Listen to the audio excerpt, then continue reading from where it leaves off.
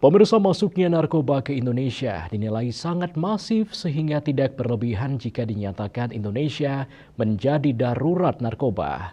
Generasi muda sedang dilumpuhkan dengan sindikat narkoba internasional maupun nasional. Untuk menghadapinya, perlu menjadi kesadaran bersama bahwa memandang kejahatan narkoba sebagai ancaman kemanusiaan, bahkan ancaman peradaban.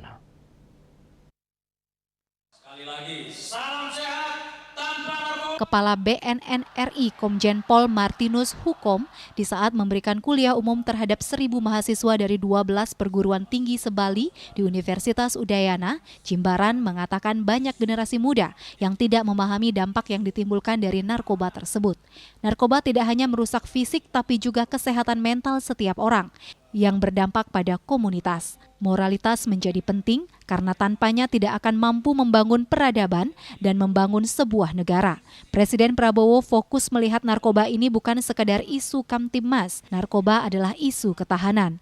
Karena ketika moralitas suatu bangsa dihancurkan, maka perlahan-lahan kekuatan negara itu akan runtuh. Indonesia dibanjiri narkoba yang dinilai sangat luar biasa. Beberapa minggu yang lalu, BNN telah menyita berturut-turut 5 ton narkoba. Saat ini pengguna narkoba di Indonesia sangat tinggi. Ada 3,33 juta pengguna narkoba di Indonesia dan angka tersebut terus naik.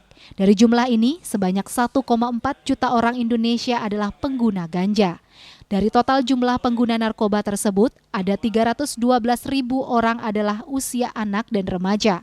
Martinus Hukom menyoroti bahaya narkoba di tengah gempuran teknologi yang mengkhawatirkan.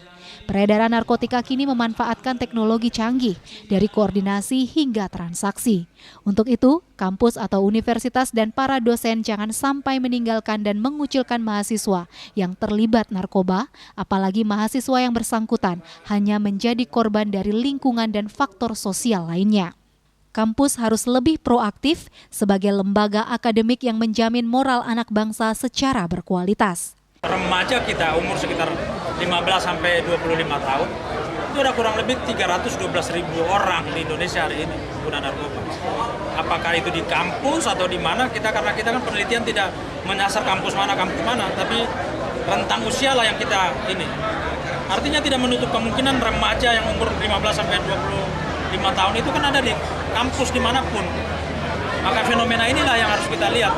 Kita selama ini belum ada laporan mahasiswa yang terlibat di dalam penggunaan dari obat-obatan seperti itu, karena kami di Universitas Udayana punya aturan. Tentu itu akan kena sanksi etika dari kode etik mahasiswa. Martinus Hukom menambahkan, selama ini telah terjadi kesalahan dalam penerapan hukum pelanggaran narkoba. Pendekatan hukum di Indonesia terhadap para pengguna adalah rehabilitasi dan bukan dibawa ke hukum dan dipenjara. Rai Suwantara, Bali TV.